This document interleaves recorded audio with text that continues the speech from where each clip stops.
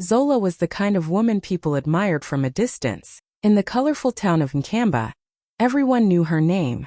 She walked with quiet confidence, always dressed in beautiful traditional clothes, her head wraps tied with care, her smile soft but strong. She had a good job in the city, spoke politely, helped neighbors when she could, and never missed a Sunday at church. People often said, "Zola is a blessing," but the saddest part was the people who should have loved her the most, her own family, treated her like she was never enough. At home there were no warm hugs, no kind words, no gentle care. Only expectations. Her parents praised her in front of others but hardly spoke to her unless they needed money. Her siblings joked that she was the family bank, and laughed when she looked tired. She bought groceries, paid the bills, and carried the weight of the household silently. Still, no one ever asked her how she felt, if she was okay, or if she needed anything. They saw her success but never her struggle. Zola gave them everything, but inside she was starting to feel like nothing. She was the golden daughter to the world, but inside her own home, she was just a shadow. Lyra and Nomi had known each other since they were 5. They grew up on the same dusty street in Ebitala, shared school books, and dreamed under the same stars. Their friendship was the kind people admired. If you saw one, the other was never far behind. Nomi knew everything: Lyra's first crush, her worst fears, even the songs she played when she was sad. Lyra trusted her like a sister, maybe even more. When Lyra's mother passed away, it was Nomi who held her while she cried. When Nomi's father abandoned them, it was Lyra who helped her stay strong. Their bond had no conditions, no doubts. They had promised each other a lifetime of loyalty. So when Lyra got married to Duma, Nomi stood right beside her, smiling wide in a golden bridesmaid dress, even fixing Lyra's veil before she walked down the aisle. Lyra thought, "How lucky am I? My best friend and my husband, my 2 biggest blessings." She never imagined they would become her deepest wounds. What hurts the most isn't that Duma betrayed her. It's that Nomi did. The one person who saw all her vulnerable moments, who wiped her tears, who cheered the loudest at her wedding, was also the one who sneaked behind her back. Lyra often thought back to the nights they would sit by candlelight, dreaming of the future. Nomi always said, "We'll grow old together, no matter where life takes us." But life took them somewhere darker, somewhere painful. And what broke Lyra's heart wasn't just the affair. It was the lies, the silence, the fake smiles, the way Nomi hugged her with the same hands that touched Duma. That's a different kind of betrayal. One that burns longer. One that doesn't just hurt, it haunts. Lyra didn't lose a friend. She lost a piece of her past, her trust, and the girl who once promised, "I'd never hurt you." But she did. And she did it with a smile. At first Lyra tried to ignore it.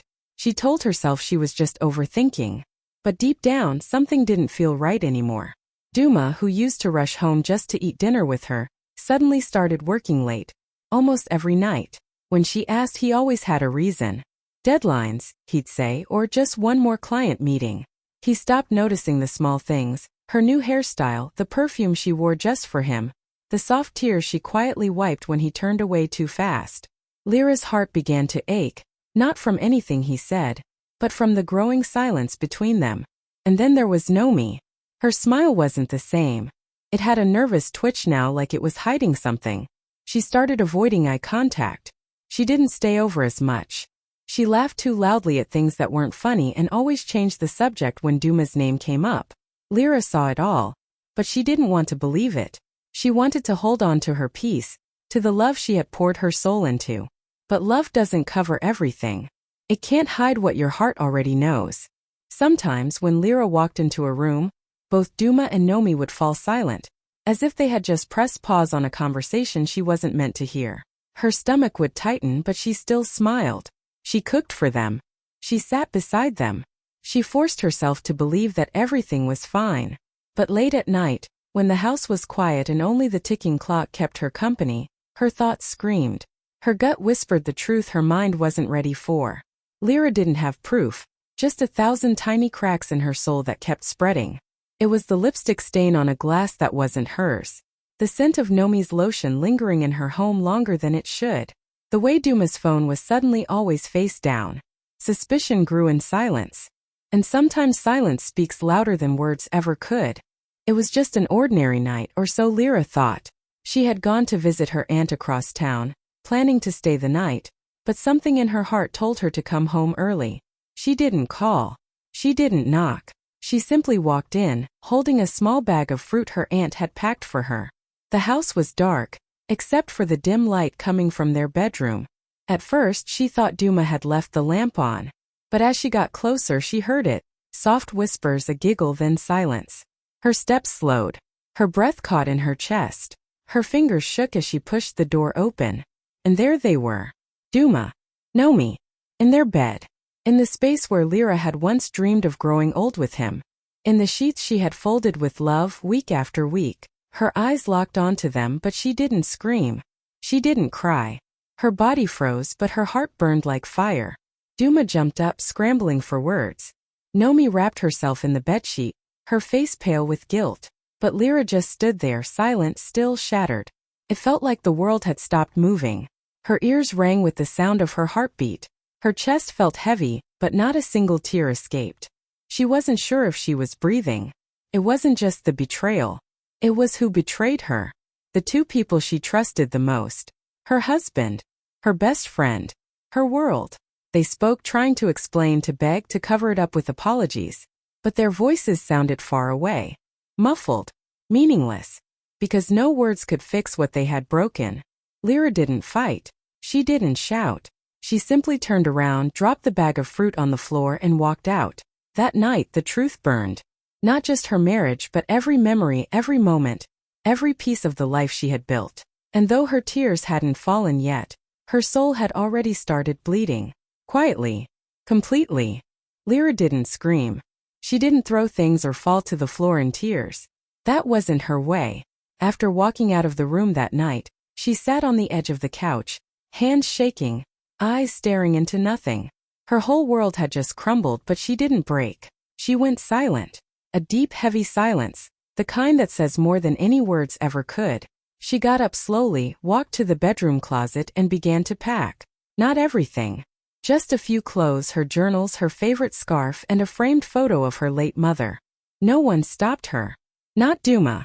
Not Nomi. No one dared to speak. She didn't need answers anymore.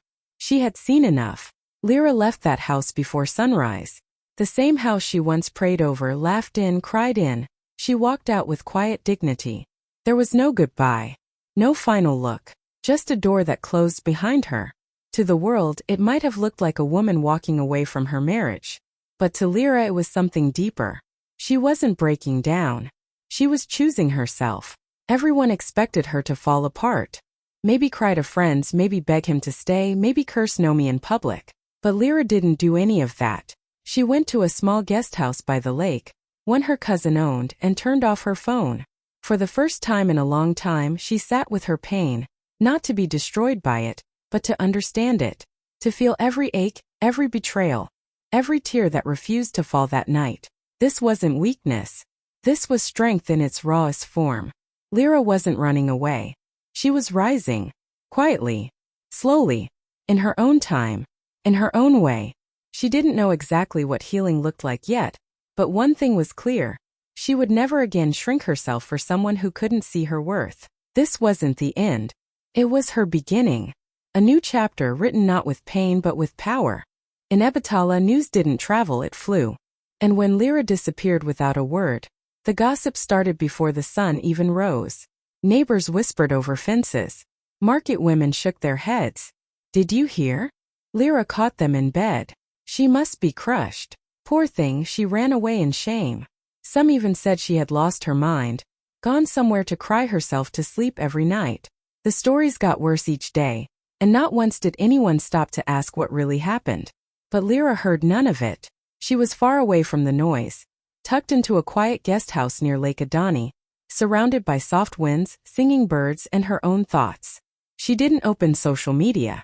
She didn't answer calls. For the first time in years, she was alone with herself. And it didn't feel lonely. It felt peaceful.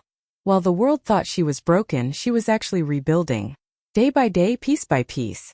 She started journaling again, pouring her pain onto paper and turning it into power. She began walking every morning by the lake, breathing in freedom with every step. She enrolled in an online business course she had once postponed for marriage. She made tea with her favorite herbs and reminded herself that healing wasn't loud. It was quiet, slow, and sacred. Lyra looked at herself in the mirror one evening and finally saw it. Not the woman who had been betrayed, but the woman who had survived it. Stronger, wiser, softer but sharper.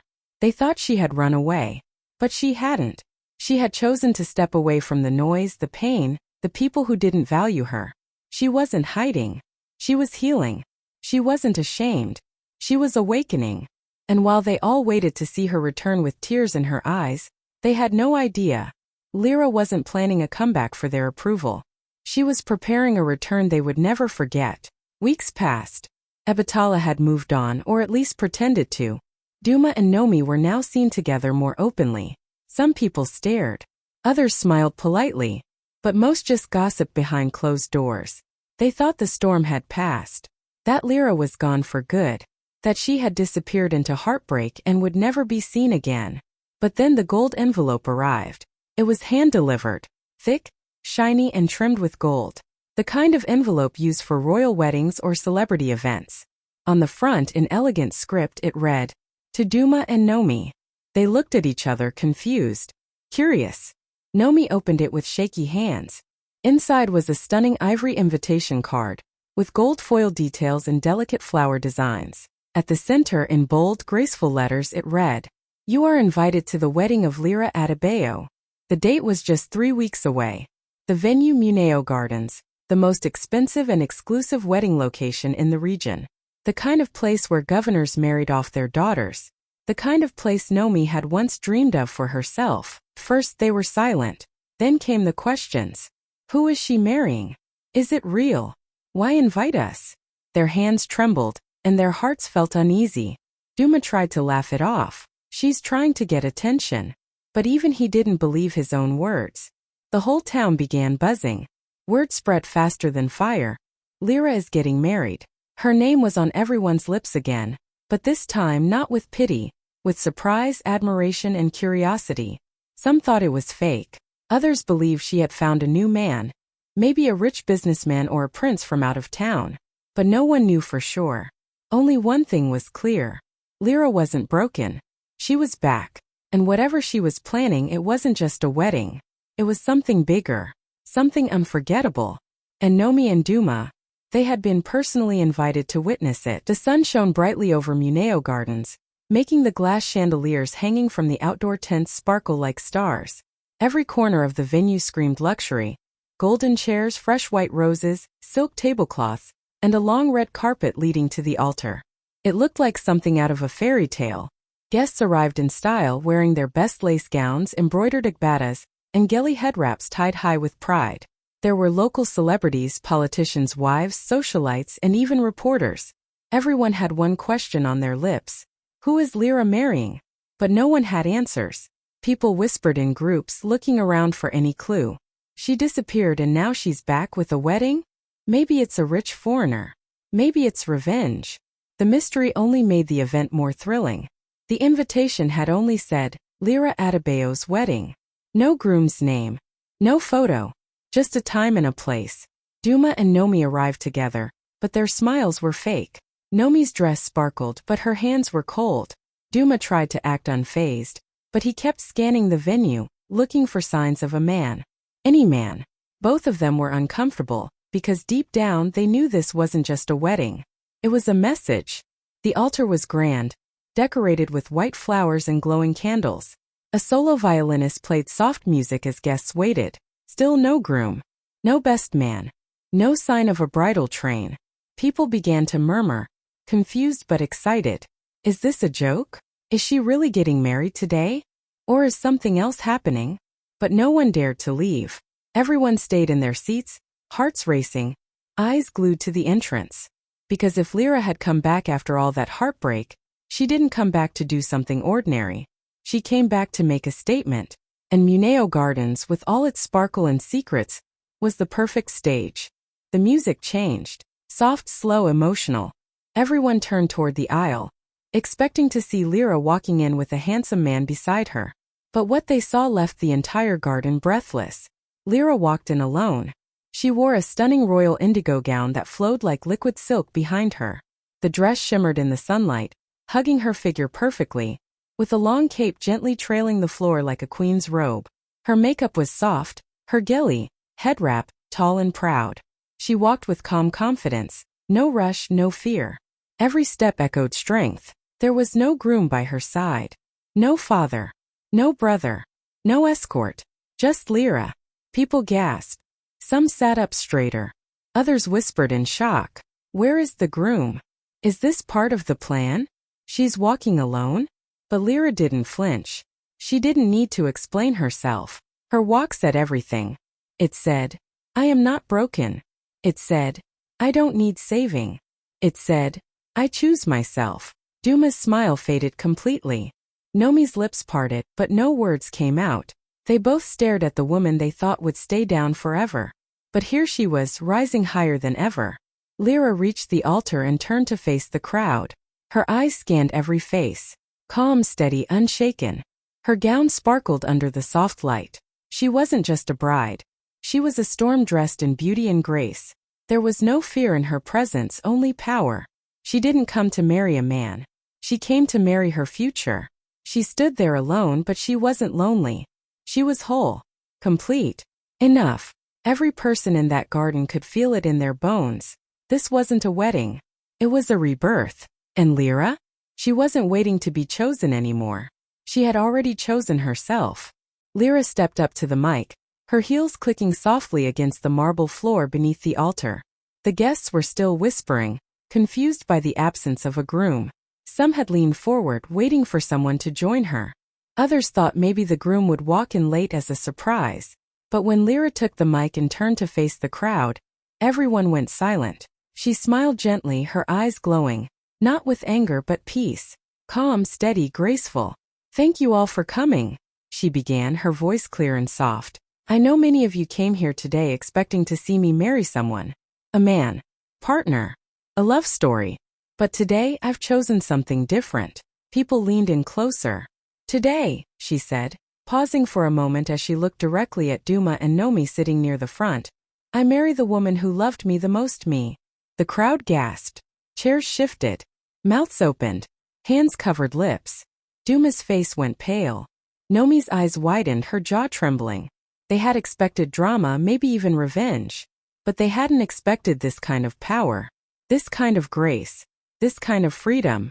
Lyra stood tall, her smile never fading. For years I gave everything I had, my love, my time, my loyalty. I forgot how to love myself. I let others eat from my plate while I went hungry. But not anymore. Her voice didn't shake. This is my day. My new beginning. Not to prove anything to the people who betrayed me, but to honor the woman who survived it. Tears welled up in a few guests' eyes. A few women nodded slowly, moved beyond words. This wasn't just a statement, it was a revolution. Lyra gently placed the mic down, picked up a simple ring from the velvet box beside her, and slid it onto her own finger. A symbol. Promise. To never forget her worth again. And just like that, she turned heartbreak into history. This wasn't a wedding of two. It was the crowning of one. And she wore that crown with no shame, only power. Lyra stood at the altar, holding a small card in her hand. But these weren't traditional vows.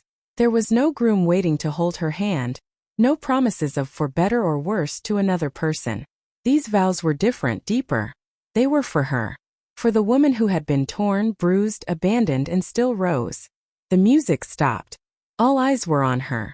The garden was silent, as if the world was holding its breath. She looked out at the crowd and then back at herself in the small mirror placed on the table beside her.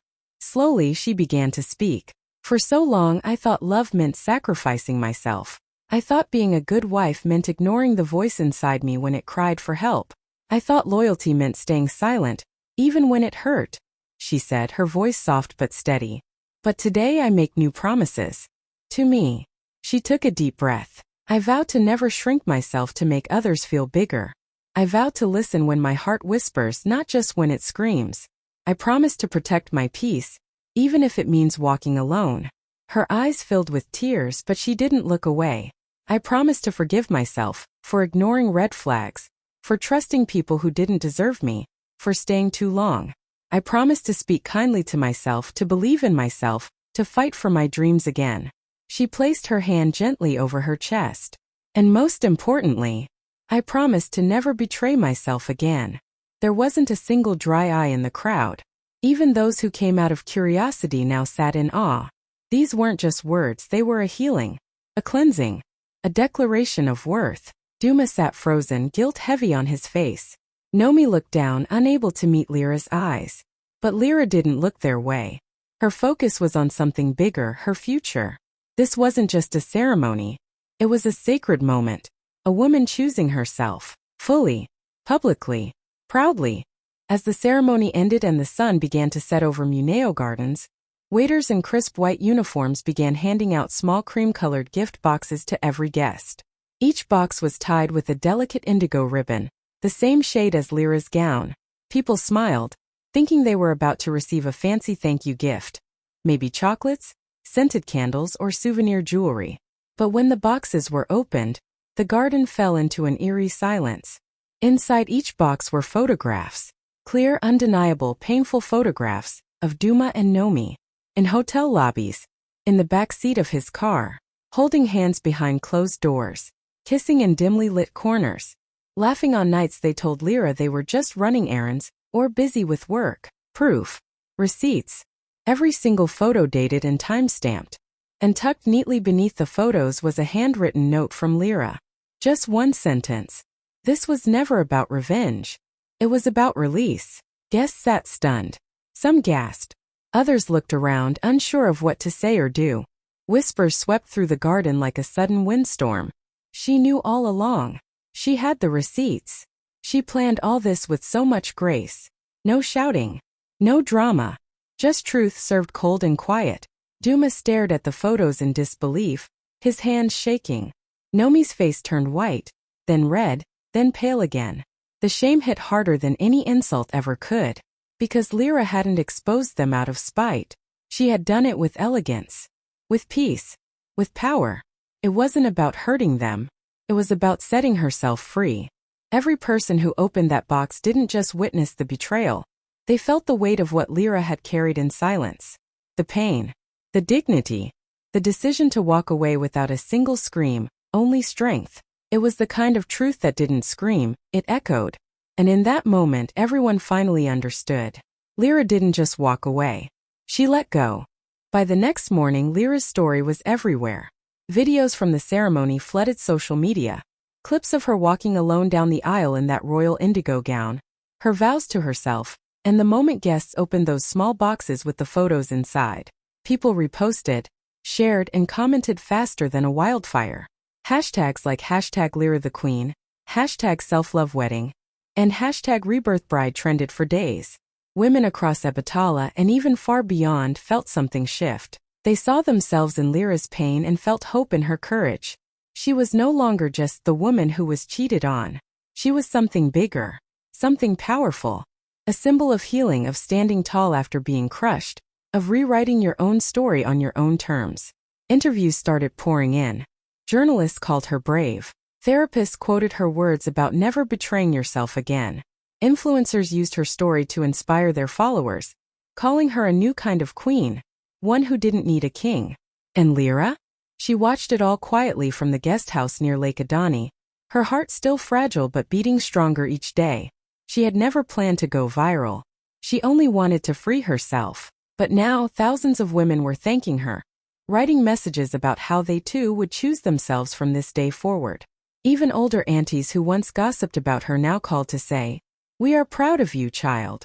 Lyra felt the weight lift off her shoulders, a little more with every kind word. She was no longer alone. She had started a movement without meaning to, one that told every woman, your worth is not tied to who stays or who leaves. Your worth is tied to you. Lyra smiled softly as she read the messages flooding her phone. Her journey had begun in heartbreak, but it was ending in power. She wasn't just surviving anymore. She was leading, rising, and the world had no choice but to watch her shine. Lyra didn't just heal, she transformed. What started as a personal act of courage became the beginning of a whole new life. After her story went viral, brands started reaching out. Clothing labels wanted her to model confidence. Book publishers offered her deals to write her story. Mental health organizations asked her to speak to young women. Suddenly, the same voice that had once been quiet in her own marriage was now echoing across stages and screens. She accepted every opportunity, but on her terms. No filters. No pretending. She spoke from the heart, sharing her pain, her strength, and how she found herself again after being betrayed by the two people she trusted most. Her honesty hit deep. Women cried at her talks. Young girls lined up for photos. Aunties thanked her for saying things they were never allowed to say. She launched her own foundation, the Rebirth Project, which supported women going through emotional betrayal, divorce, and identity loss. She created workshops, safe spaces, and programs that helped women rebuild, not just survive. Slowly, Lyra became more than a story. She became a movement. Her days were now full of color. Early morning interviews, powerful stage talks, late-night journal entries by the lake. She wore bold colors again. She danced without fear. She laughed without guilt. And most of all, she loved herself without apology. Duma and Nomi became nothing more than names from her past. People still whispered about them, but Lyra never mentioned them again. She had no need. She had already said everything that needed to be said. With her silence, her strength, and her success. This was her empire now, built not on revenge but on rebirth. Lyra didn't need to shout to prove anything. She simply lived, fully, loudly, beautifully. And this time she made one thing clear. No more shrinking. No more begging. No more apologies. Only power. Only peace. Lyra now lives in a quiet, sun-kissed home near Lake Awoja, surrounded by still waters and soft winds. Every morning she wakes up to the sound of birds, not the weight of betrayal. She makes her tea slowly, walks barefoot in the garden, and watches the sunrise like it's her personal miracle. There's no chaos, no pretending, no walking on eggshells. Just peace. Real quiet peace. She no longer checks her phone with fear. She doesn't cry into her pillow or ask herself why she wasn't enough. That version of Lyra, the one who begged for love, who gave everything without being seen, is gone. In her place stands a woman who knows exactly who she is. The betrayal that once shattered her didn't break her forever. It woke her up. It reminded her of her worth. And instead of staying in that pain, she turned it into something powerful. She became her own home, her own healer, her own queen. People still talk about her, but not with pity anymore. Now they speak with awe. She's the woman who married herself. She turned heartbreak into a whole movement. She walked alone and still won. Lyra doesn't need a crown to feel royal. Her peace is her crown now. And every time she looks at the lake's calm reflection, she sees it clearly. A woman who was broken but never destroyed. A queen who walked alone and never looked back.